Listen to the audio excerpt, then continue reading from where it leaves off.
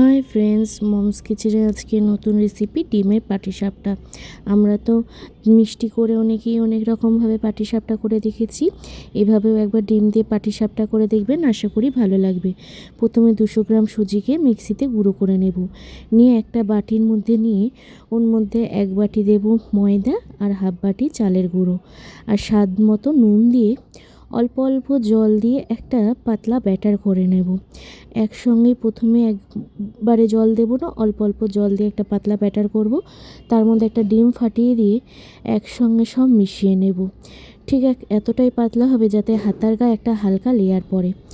ব্যাস, আমাদের ব্যাটার তৈরি। পরে কড়াইতে গরম করে ওর মধ্যে কটা শুকনো লঙ্কা আর 5-6 কোয়া রসুন হালকা লাল করে ভেজে একটা প্লেটে তুলে নেব।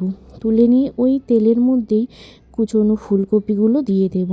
দিয়ে হালকা নেড়ে চেড়ে ওর মধ্যে পরিমাণ মতো নুন আর হলুদ দিয়ে একটু ভাজা হতে দেব। সাইডে ওই শুকনো লঙ্কা রসুনটাকে হাতের সাহায্যে একটু ম্যাশ করে নেব। নিয়ে ফুলকপিগুলো যখন বেশ ভালো করে ভাজা হয়ে যাবে, ওর মধ্যে 2টো সিদ্ধ আলুকে ম্যাশ করে দিয়ে দেব। দিয়ে ওর মধ্যে দেব ভাজা ওই শুকনো লঙ্কা রসুনগুলো দিয়ে সব একসঙ্গে পুরটা তৈরি করে নেব। নামাবার আগে একটু ভাজা মশলা দিয়ে কড়া থেকে নামিয়ে নেব। নামিয়ে আমাদের পুর তৈরি। এবার দেব একটা সাইডে একটা ছোট বাটির মধ্যে 2খানা ডিম ফাটিয়ে নিয়ে নেব। ডিমগুলো 2টো ডিম নেব এখানে আমার আন্দাজ মতো, আর দেব একটুখানি সামান্য নুন দিয়ে বেশ ডিমটা ফাটিয়ে সাইডে সরিয়ে রেখে দেব। দিয়ে এবার একটা ননস্টিক প্যান বসিয়ে ননস্টিক প্যানে সাদা তেল ব্রাশ করে দিয়ে ওই সুজির ব্যাটারটা আমরা দিয়ে 2 হাতা দিয়ে গোল করে দেব ড্রাই হওয়ার জন্য। উপরটা যখন ড্রাই হয়ে যাবে তখন ওই ডিমের গোলাটা বেশ চারদিকে বেশ অল্প অল্প করে চারদিকে লাগিয়ে দেব। লাগিয়ে দিয়ে হালকা করে উল্টে দেব।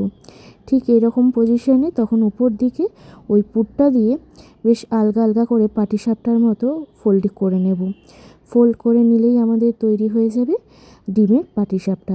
এভাবেই প্রত্যেকটা পাটিসাপটা আমরা এই একই প্রসেসে তৈরি করে নেব। তো এইভাবেই ডিমের পাটিসাপটা তৈরি করতে কতটা অল্প সময় হয়ে যায় এবং খেতেও দুর্দান্ত লাগে। এভাবে একবার বাড়িতে অবশ্যই বানিয়ে দেখবেন। সন্ধেবেলায় চা কফি সবার সঙ্গে জাস্ট ফাটাফাটি। তো যদি রেসিপিটি ভালো লাগে আমাকে কিন্তু জানাতে ভুলবেন না কমেন্টের মাধ্যমে।